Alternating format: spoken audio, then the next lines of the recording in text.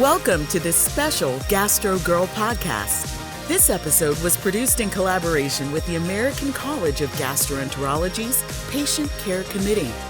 Here's your host, Jacqueline Gaulin. Hi, everyone. I'm Jacqueline Gaulin, host of the Gastro Girl podcast. After our latest SIBO episode with Dr. Mark Pimentel, so many of you wrote in with great questions, and this one stood out. You didn't even mention Methane, IMO, or Archaea. Can you please have Dr. Pimentel back? Well, thanks for that comment. And here we do have Dr. Pimentel back in this episode. And we're doing exactly that. He's going to help us unpack the full picture of not just SIBO, or small intestinal bacterial overgrowth, but also IMO, or intestinal methanogen overgrowth. We'll talk all about what these terms really mean, why some patients have hydrogen-dominant SIBO while others have methane-dominant IMO, how Archaea fit in, and why accurate testing and treatment depend on understanding the differences. Dr. Pimentel is widely acclaimed for his work in this area. He is executive director of the Medically Associated Science and Technology program at Cedars-Sinai, and he's, like we said, one of the world's leading experts on SIBO, IMO, and gut motility. Dr. Pimentel, it's so great to have you back again. As you know, I think I shared with you the last episode you did with us, which was 5 things we should know about SIBO, had over 155 comments. I mean, that's pretty amazing for an episode on the Gastro Girl channel. I mean, we have some great engagement, but that was really amazing. And it was a lot of back and forth. And that's a testament to not only your excellent expertise in the area, but also the interest of patients and health consumers of learning more about SIBO. So we're so grateful to have you back on again. I'm so happy to be with you, Jacqueline, and I'm excited to answer more questions. Let's go.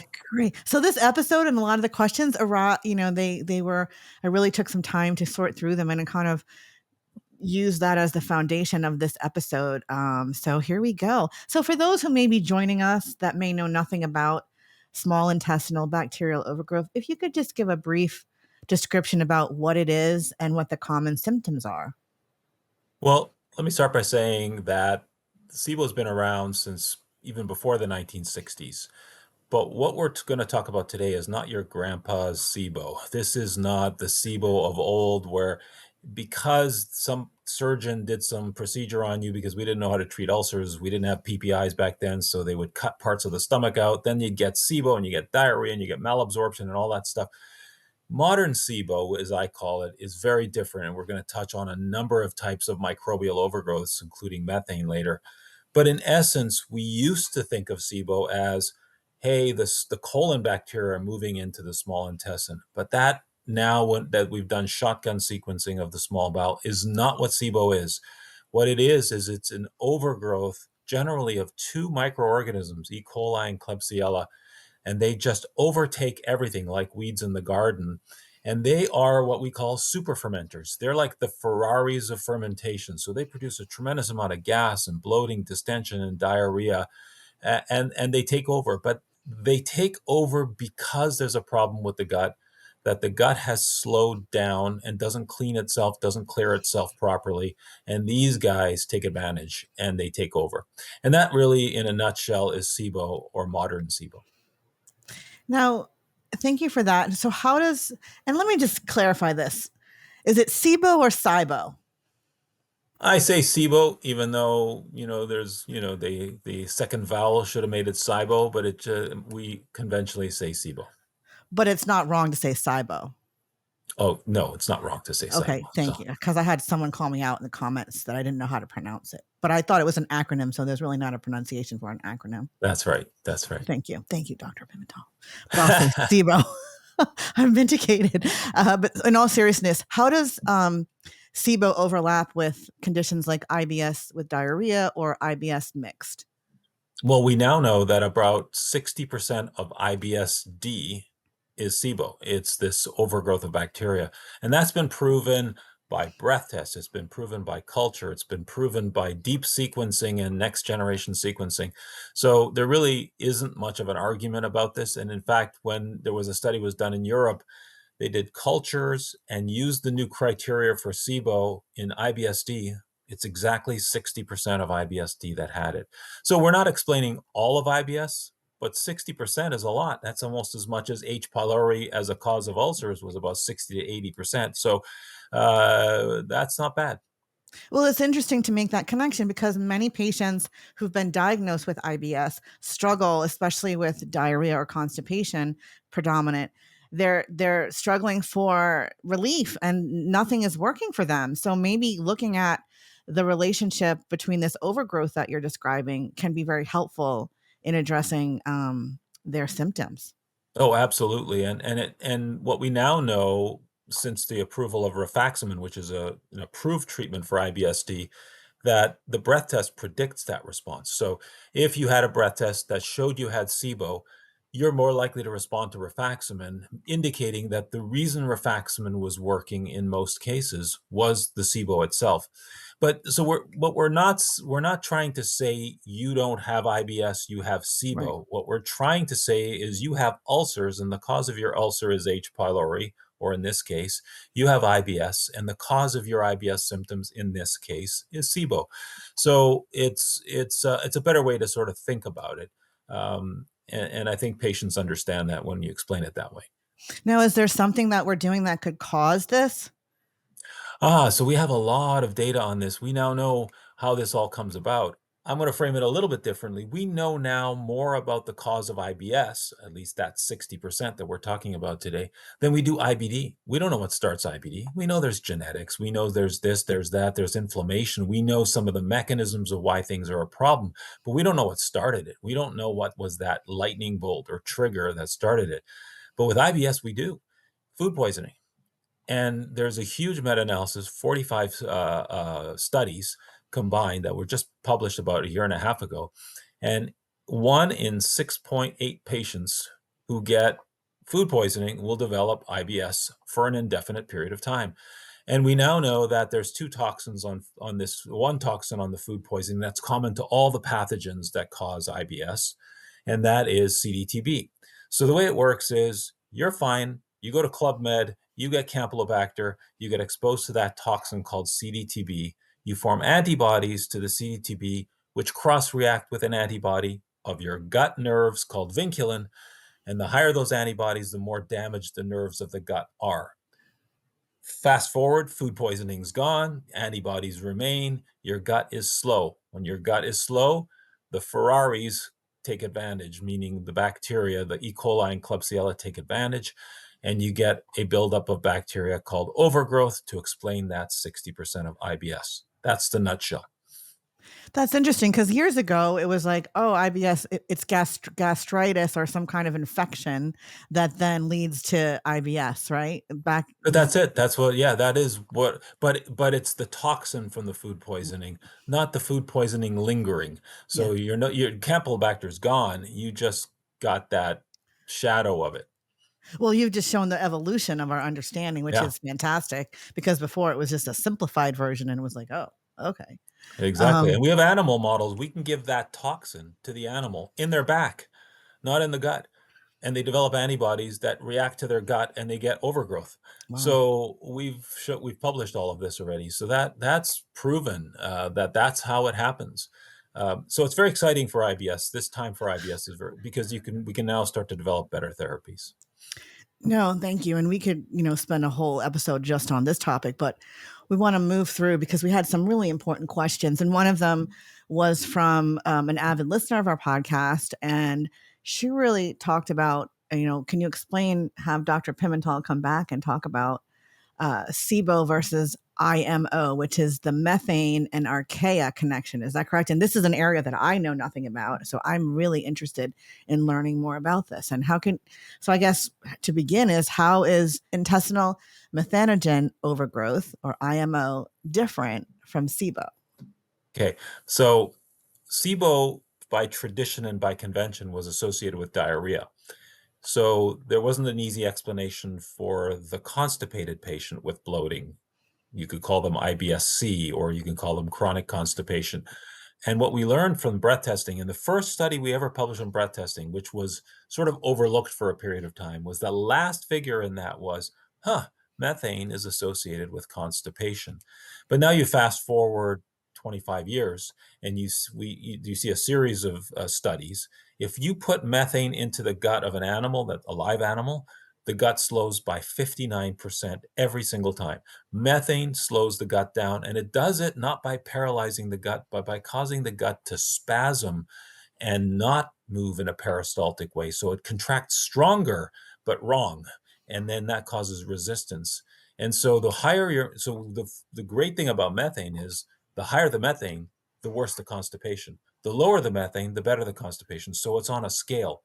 And so anything over 10 parts per million on the breath test for methane is associated with constipation. And getting that down, we have a double-blind study where we treated with antibiotics versus neomycin and placebo. Rifaximin and neomycin was the active arm.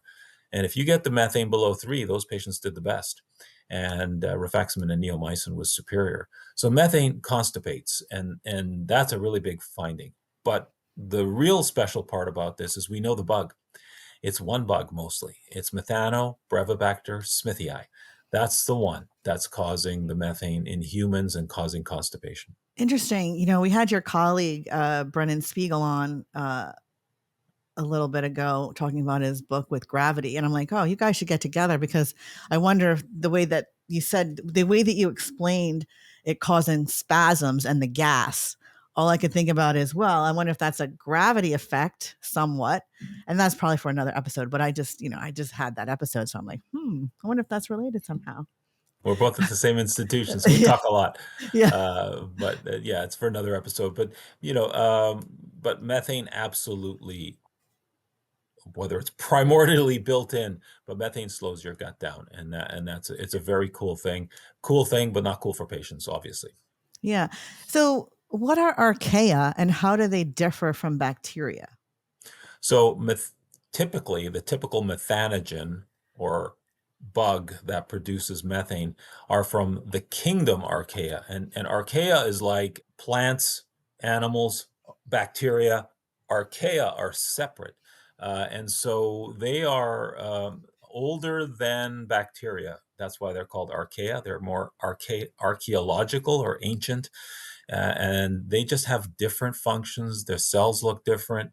They behave differently. And because they're not bacteria, they are a little bit different in their response to antibiotics, because antibiotics were designed for bacteria. So we have to be more creative in how we handle these archaea. But Methanobrevibacter smithii, the producer of methane in humans, is an archaeal organism. So are the symptoms the same in patients, SIBO and IMO, or are they different? Different. So in SIBO, the driving forces are diarrhea, bloating, and pain.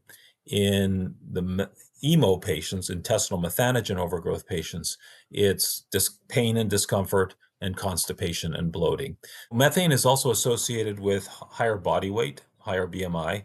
It's associated with lower heart rate. So the effects of methane go beyond just the GI tract. It has a systemic effect on the human body.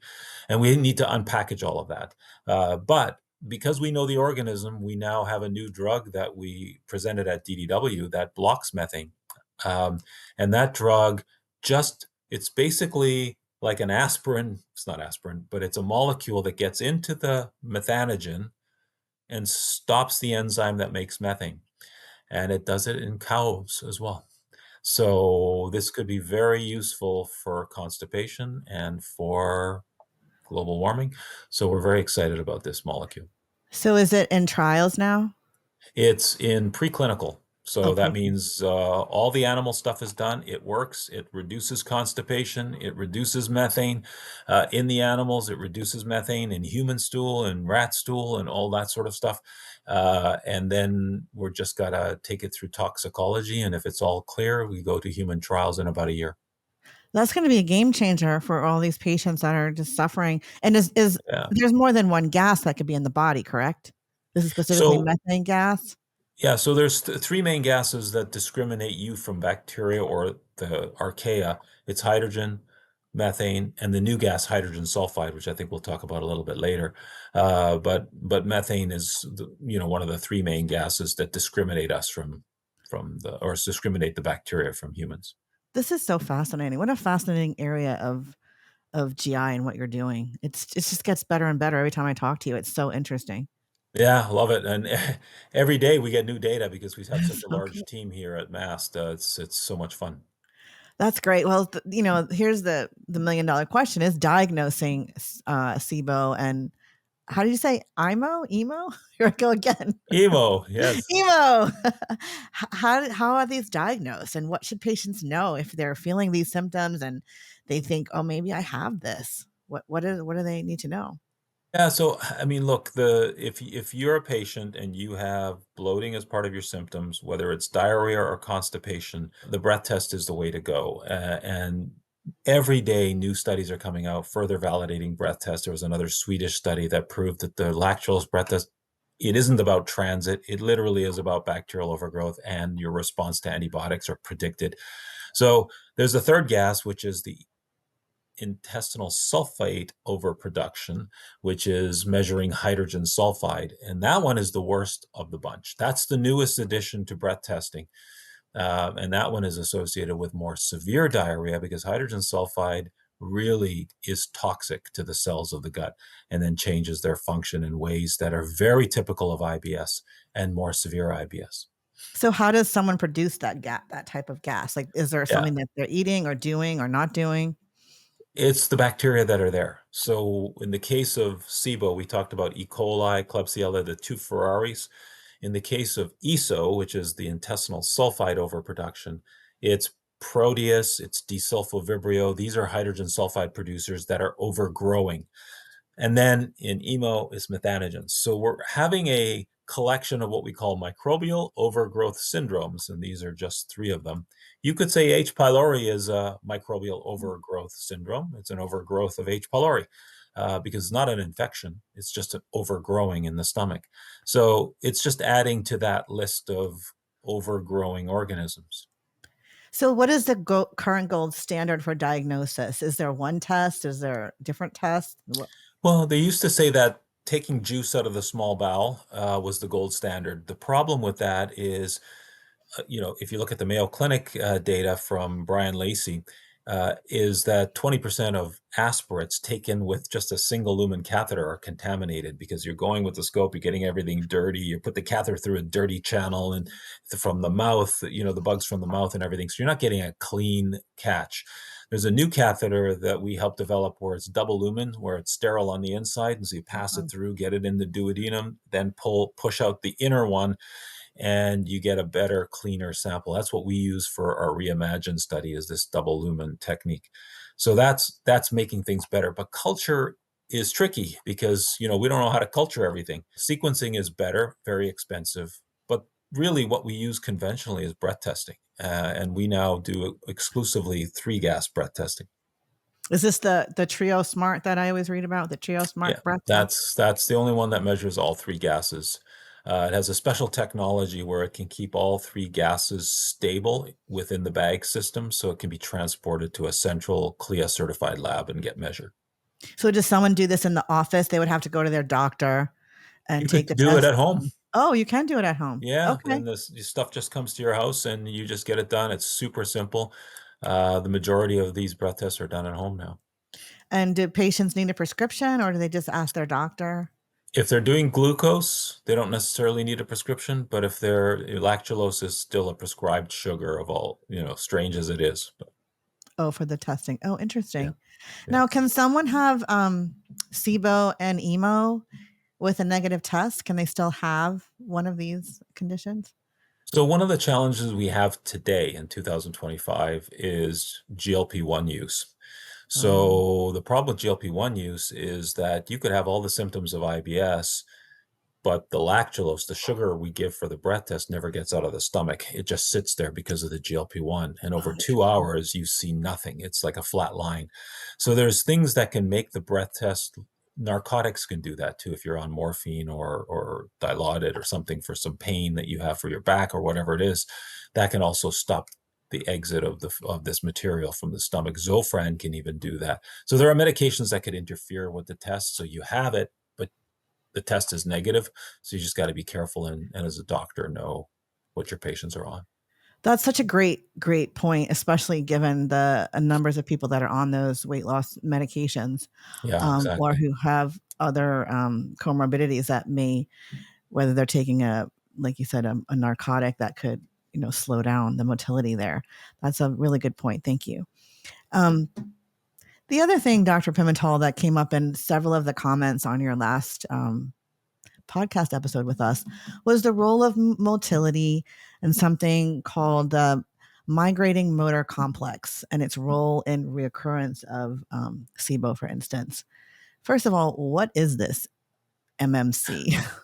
Okay, so I'm in my practice as a motility specialist. People always are surprised. I don't use tricyclics hardly ever. I think they're dangerous in some respects. I don't use antispasmodics, rarely. I don't use metoclopramide because I don't think, so I'm very specific. I like to treat my patients based on cause. I want to know what you have. I want to know how it happens, and I want to treat that. Because if you treat the cause, patients are really going to get better. It's sort of like saying, okay, so let's say you have pelvic floor dysfunction, but I don't care. I don't even want to work it up. I'm just going to give you a laxative for your constipation. Mm, Well, if I find you have pelvic floor dysfunction and I do biofeedback, you don't need a laxative. Why would I give, laxative is just an easy answer for constipation. The harder answer is why. Is it methane? Is it pelvic floor dysfunction? Treat the cause. And so what we know is these antibodies we talked about earlier, what they actually do is damage the nerves that are very specific for the cleaning waves of the intestine. So, and I say this to all my patients, it's sort of like somebody went into your house and stripped some of the wires out because some of the wires are not connected to the lights. So because of that, your gut doesn't flow correctly and you don't get the migrating motor complex, which is that really interesting sound you have in the morning in your stomach when you haven't eaten and you're embarrassed about it. Please do not be embarrassed because that sound is so important. That cleans up. It's basically like a dishwasher for your small bowel between meals. So it cleans all the debris out so that your bowel, all the food debris is gone into the colon and cleaned out so that you have a nice clean small bowel for the next meal. When those nerves are damaged and those wires are stripped out, half the lights are working, the cleaning wave is impaired, and that's why the bacteria build up. So one of the ways we treat overgrowth that's stubborn overgrowth, meaning keeps coming back, is we try to make the cleaning wave stronger. And, there's two ways to make the light, you got the half the wires taken out of the house. yeah. So it's dim. So you can't put the wires back in, but if you turn the energy up on the wires that are connected, the existing lights are brighter. And that's what we use a prokinetic for. So we give a prokinetic at night after treating the overgrowth. And in a study we published now over a decade ago, if you do that, you can keep the overgrowth from relapsing for almost a year versus 3 months if you don't. So, what is a prokinetic anyway, and what's the mechanism of action for those types of drugs? Yeah, one of the common prokinetics we use is prucalopride. That one is a serotonin agonist. Erythromycin is another alternative, which is a motilin agonist, which is specific for the cleaning wave at very low dose of erythromycin. Happens to be an antibiotic, but accidentally discovered to be a motilin agonist. And so basically a prokinetic means making the motility of the gut happen more strongly. And this is something really important for your listeners is that, and I teach this to the fellows, and even motility doctors sometimes don't express this the correct way. If I give you a motility drug, let's say prucalopride, it's going to make what's happening right now stronger. So if you're eating, your stomach contractions are going to be stronger, your colon contractions are going to be stronger, making room for the food that's coming. That's what's going to happen. But if you take it on an empty stomach at night, only thing that happens at night are cleaning waves, and those are going to be stronger.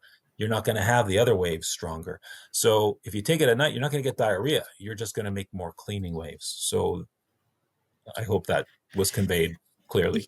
And I think that's a great way to describe it, the cleaning waves, because when you think about the bacteria just sitting in your gut, probably fermenting in all sorts of negative ways when you have these symptoms, Absolutely. describing it as a cleaning wave, because if you understand how the movements of that contraction, the natural wave, it makes sense. I think that's a beautiful way to describe it. Yeah. And that's we've just touched on the last part of the story, which is It's the food poisoning in the beginning. It's the damage that's caused by these antibodies. It's a reduction in cleaning waves and the buildup of the bacteria. So you got to go backwards. You got to A, get rid of the bacteria, B, empower the cleaning waves, C, if we could get rid of the antibodies, we could cure IBS. And we published the first paper showing that that can happen. If we get rid of those antibodies, we can cure IBS. So the That's root fantastic. cause is almost here, and that's another story. So a lot of people ask about PPIs, and I know it's a controversial topic because PPIs do help many people. But Yeah. what's this relationship to motility issues or even overgrowth of these Yeah, bacteria? I don't want to overcomplicate it, but Right. basically, the premise is that if you don't have acid, bacteria have an opportunity to get into your small intestine. But it's sort of like saying, well, okay, so I have this acid, which is like an explosion on bacteria. You put 1 drop of acid on bacteria, it's dead, right? Because it can't survive at pH 1. And so, do you need to have an explosion all day of acid, or can 1 drop of acid for 5 minutes kill the bacteria? And what we found is that PPIs don't get rid of acid altogether. It's not like completely zero acid 24/7. What we found is that people who are on PPIs do not have more overgrowth than people who are not on PPIs based on deep sequencing of the small intestine. And a lot of studies have affirmed that, but there are studies that say the opposite. And so, you could say the jury's out. I don't want to say that our study is better than others or something like that, but we haven't seen that. And then it gets more complicated because one of the substrates that methanogens use is hydrogen. You could get it from hydrogen gas, or you can get it from the hydrogen that is acid. Acid is hydrogen. And so if you take a PPI, those patients often have lower methane because there's not as much acid in the gut. And if there's less acid in the gut, there's less hydrogen for fuel to make methane. So PPIs can actually help some people with methane and overgrowth. Now, another question that came up, and then we'll move on to the next segment of this episode, is fasting. What's the role of fasting in all of this? Is there a role for that? But it's a hot topic just in general for health reasons. People are doing that, but how is that? Does that have any impact, negative or positive, on these conditions? Well, people are often, trying to sell products based on, well, for the last few Yeah. thousand years, we've been doing this and we've been fermenting food and we've been, you know, uh, no, we haven't been here for thousands of years. We've been here for millions of years.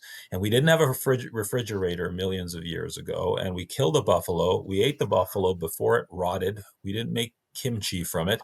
We just ate it. And we then let the rest of the carcass rot. We did what we could. We dried the meats maybe. But that's how we ate. And we ate the buffalo that day, and then we didn't eat for 3 or 4 days. So there was often this feast and famine, as they Mm. often refer to it as. So our gut is specifically designed with cleaning waves to occur when you're not eating. Therefore, your gut is designed to have periods of not eating specifically. So these, people go to their desks and in their offices, and they've got candy on their desk. They got bagels in the break room, chips, that and the other. They're nibbling all day. Cleaning waves can't come when you're in fed mode. So if you're eating all day, all you're doing is preventing the cleaning waves, which you're designed to have, from happening. So what I tell my patients is space your meals, 5 hours between. Give the chance for the cleaning wave to occur. That's a really important part of treating SIBO and IBS. I'm not saying you should be fasting for 24 hours Right. or, Right. some people say if I skip breakfast, I feel better. Yeah, okay, that's fine. Then you have 2 meals a day. I'm okay with that. Breakfast is sort of overrated, but so you can extend your fasting period, but don't eat all day. That's a bad thing to do because you just inhibit the cleaning function that's there. Oh, I love that advice. Great. Well, our next, area is always an important one is treatment pathways. And how do you personalize care for your patients? And is it by overgrowth type? What are some of the evidence-based therapies and dietary interventions that patients should know about? So, first of all, the way I sort of dissect an IBS patient. They come in, I say, okay, look, the most common thing causing your IBS, especially with postprandial bloating as part of your symptoms, is overgrowth. So I look for that first. If they have it, then I give them, for SIBO, rifaximin. For intestinal methanogen overgrowth, or IMO, I give them rifaximin with neomycin because we have a double-blind study on that. If they have hydrogen sulfide, I use rifaximin plus Pepto-Bismol. That's what I'm doing there. And then after that, I give them a low fermentation diet. I don't use low FODMAP because of the negatives on low FODMAP we've read about in papers where there's low biodiversity from it. There's nutritional deficiencies that are seen from it. So the low fermentation diet we sort of customized for SIBO, where it's not as restrictive. And another goal that I have in clinic, in addition to getting to root causes, is I want patients to be able to go and live their life. And what I mean by that is show up at a restaurant with a group of 8 friends, and you're not the one asking 20 questions. There's something on the menu that you can look at because the low fermentation diet is not as restrictive, and you don't have to talk to the waiter except, can I have that? Because that's annoying. It's annoying to other people around you, and you feel it. You know people are annoyed by you asking 20 questions about whether it has a little bit of onion in it or this or that or the other thing. So lifestyle. We want people to live normally. Now, if they recur, then we use the prokinetics to maintain things in addition to the diet. I think that's what you were asking. Did I miss anything? Yeah, like what treatments, and do they differ for SIBO and IMO? Yeah, so that's the rifaximin for SIBO and the rifaximin plus neomycin for IMO. Yeah. Now, what we've heard a lot about, I know your colleagues done a lot of research in the elemental diet. What is the role of the elemental diet, and what is the elemental diet?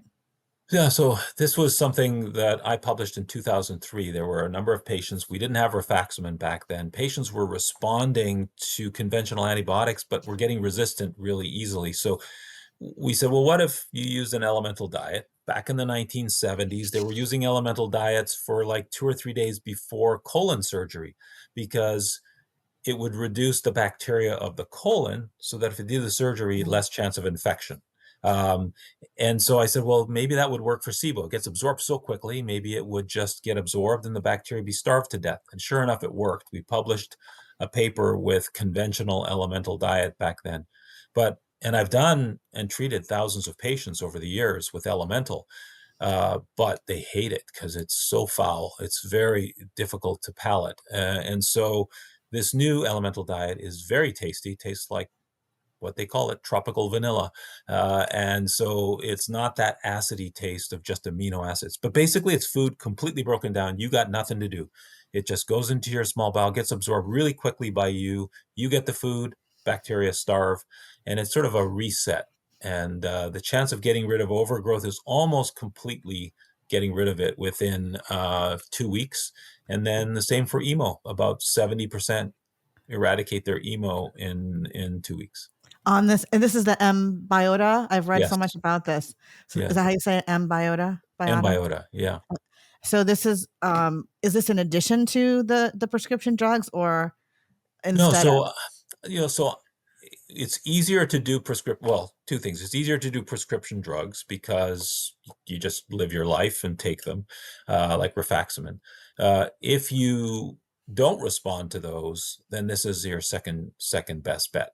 Now, some people like to do things naturally. This is sort of a natural approach because it's just food, but it's also not covered by insurance. It's about $750 for 2 weeks. But then you don't eat your caviar and whatever else expensive food or eggs, I guess eggs. Yeah, they're almost like caviar these days. Exactly. You got to ask this question. I know the answer, but I'm going to ask it anyway. Probiotics or any herbal supplements. We hear this all the time. There's so many influencers online, promoting this, that, and the other thing. Give us the straight deal here, the truth. Okay. So I just looked at this recently, and I'll say it this way. We have, since the Human Microbiome Project, there have been 184,000 publications using the term microbiome. And if you ask experts in the microbiome, and maybe I'm one of them, what is a normal microbiome? Nobody has the answer yet because yours is different than mine, is different from this person, is different from this person. So we don't even know how to make you normal, because we don't know what normal is for you. So to say that one organism you're going to put in there and it's going to be correct for everybody, that's one problem. The second problem we discovered, because everybody was studying stool, we were looking at small bowel, and we have a publication that came out on obesity. The bug that was associated with obesity is one of the ones that's used in some yogurts, lactobacillus. And that's used in some probiotics as well.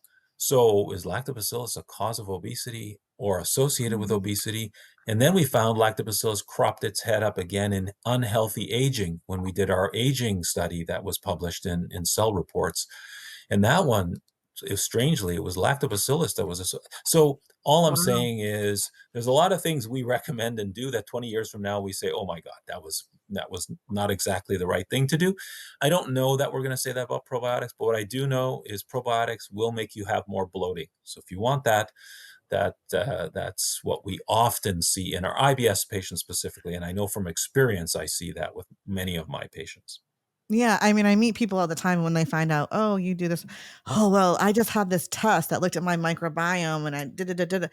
But what do I do with it? That's the thing. Like, what do you do with Yeah. that information? And that's what Yeah, you're saying. that's tricky. You don't know. Yeah, but these stool studies, stool tests are increasing awareness that the microbiome is important. So for that reason alone, I'm sort of not really upset about it. I don't like when they suggest that you should be eating more broccoli because your broccoli bacteria are down or something. I'm being sarcastic, but Right, but right. you know what I'm saying? Saying Yeah. that this is going to magically reverse whatever's going, because it's not really kind of one-to-one that specific. But what I guess we need to do is continue, because as science is improving, some of the stuff we're finding is real, and some of the stuff we're going to measure on stool are real, and we just need to sort of clarify over time. So I think we're at the beginning of this, and we will filter through the noise and eventually have things that actually are relevant. So, we can't get enough of this information is the motility and the role of motility in the digestive tract. And why is supporting that motility so important, Dr. Pimentel? Yeah, I think we sort of touched on it in two ways during this podcast. We touched on it in using a motility agent as a therapeutic to prevent overgrowth, which addresses one of the root causes of this buildup of bacteria. But the second way we addressed it is this fasting, this notion that we need to have periods of time when we're not putting food in our mouth, so that whatever cleaning waves we do have can occur and keep the bowel clean. And so motility is really important. It's part of us. It's part of what we do. But the way I tell it to patients, it's sort of like, if your motility is not working, it's like the swamp. You don't drink water from the swamp. But if you go in the forest and there's this beautiful creek that's moving very fast, you can drink that water because it's running water. Running water is cleaner than stagnant Oh, water. And so the more stagnant your bowel is, the more chance that bacteria is just going to accumulate. And they're not accumulating on anything. They're accumulating on amazing In-N-Out burgers and fries and all that great food, fresh food. You're feeding the bacteria of your gut. And if it's stagnant, not moving, they got everything they need right there. You're giving it to them. wow. You ever write poetry? Because you have a very good way of describing things. Well, I'm trying to figure out what rhymes with In-N-Out burger. Delicious. Although Delicious, exactly. I've only had it one time when I was in California years ago. It was It's good. better to use a haiku for that one. Yeah. Um, the next thing is so important to our listeners. And then we're going to get to a lightning round myth or fact after this question. But patient empowerment and communication. At GastroGirl, we're all about providing patients with evidence-based information from experts like yourself, and really focusing on, arming them so that they can have powerful conversations and shared decision making with their providers. So the first thing I'm going to ask you is, how can patients advocate for testing? This is very tough because there are parts of the country where, they're not near an academic medical institution and they're struggling, and their physician is, no blame to the physician. I'm not doing that, Right. because I can't keep up with so much of the literature. Imagine being an internist trying to keep up with GI, cardiology, respiratory, and all these different conditions. It's impossible these days. Things are happening so fast. So no blame to the physician, but patients are in areas where this new stuff, which is happening so quickly in the last 3 or 4 years, their physicians haven't caught up because they have so much to catch up on. So it's a problem. So I recommend listening to things like this and to hearing from experts, and then trying to take it to their physician if their physician is receptive to it. And mostly they are. Physicians are here to help the patient, and if there's a good idea and the patient's struggling, they'll make it happen. Even though it seems like we're hearing more and more about SIBO, and maybe because I'm just in the space, but do you think it's still under-recognized a bit? Well, if you think about that, 45 million people in this country suffer from IBS who haven't scratched the surface. I don't want to go crazy, but at a fundraiser I was recently at, it was an IBD fundraiser, and they say, well, this is IBD, this is not IBS. Again, how can you dismiss a condition that affects 45 million people? And so as a result, people hide about it. It's not going to kill you. Don't worry about it. Go do yoga, relax. And just adjust your diet. And the patient's suffering, and they've seen 3 doctors getting the same message, and they just give up. And that's sad to me, because there's 45 million people who could have a better life if they, tried to address it, figure it out, and we'll do everything we can to help. What can patients do before an appointment to prepare? Say they've waited 6 months or 8 months to see someone like you, or even a regular, a GI. Yeah. How can they best prepare for their appointment so that, they have such a short amount of time with them? Yeah, it's really important to track your symptoms, track the food that bothers you, and be prepared with that. And of course, bring all your lab work and all the necessary documents so that you can use your time effectively. If you want to get a breath test ahead of time, that accelerates the process. I've done that with some patients who are coming in, make sure I have that breath test done in hand, and I can make an executive decision immediately. This is our lightning round, myth or fact, Dr. Pimentel. Quick answers. Fasting for 2 days kills SIBO. No. Monk fruit and stevia are safe for SIBO. No. SIBO? What is it? SIBO. Oh, God, let's do that. They're going to call me out again. You can't have constipation if you have SIBO. Not true. Probiotics fix gut overgrowth. No. PPIs cause SIBO. No. Ding, ding, ding, ding. You won. No, I won. No, I'm just kidding. And just final question. ACG is coming up. You got any new research that's going to drop that you want to talk about? Oh, we're going to show I know that. You can't really be like specific, but generally. Well, we're following up on an abstract we had at DDW where we showed that the hydrogen sulfide producing organism, Belophala, was associated with reflux. And we're showing at ACG hydrogen sulfide correlates with more GERD. And hydrogen sulfide, we know from previous literature, so this is not, this is open, that hydrogen sulfide can lower the lower esophageal sphincter pressure. So for people with dyspepsia or GERD, maybe hydrogen sulfide is important there as well as in diarrhea. So it's just getting more and more interesting over time. So interesting. Well, you keep us posted because we'll definitely want to have you on again if you're willing. I'm sure there'll be more questions, and I love keeping this conversation going. It's such an important topic. Thank you for joining us again, Dr. Pimentel, and for helping us finally clear up the confusion around SIBO, IMO, and the role of Archaea in methane production. For everyone listening, remember, whether your symptoms point to SIBO or IMO, the key is understanding what's driving your overgrowth so your treatment can target the right cause. You can find critical information and patient-friendly tools through the gastrogirl.com website, Cedars-Sinai MAST program, as Dr. Pimentel alluded to here, and also the ACG. And we have an Ask Gastro Girl app that could probably answer some of your questions, evidence-based. And don't forget to like, subscribe, and share this episode so other people can benefit from the amazing insight of great experts like Dr. Pimentel. Thank you again for joining us. Thank you for listening to the Gastro Girl podcast. For more information and resources, please visit gastrogirl.com. Do you have a question for Gastro Girl? please email podcast@gastrogirl.com. The information, opinions, and recommendations presented in the Gastro Girl podcast are not a substitute for medical advice from your healthcare professional. Please consult a licensed clinician in your state regarding all matters related to your health.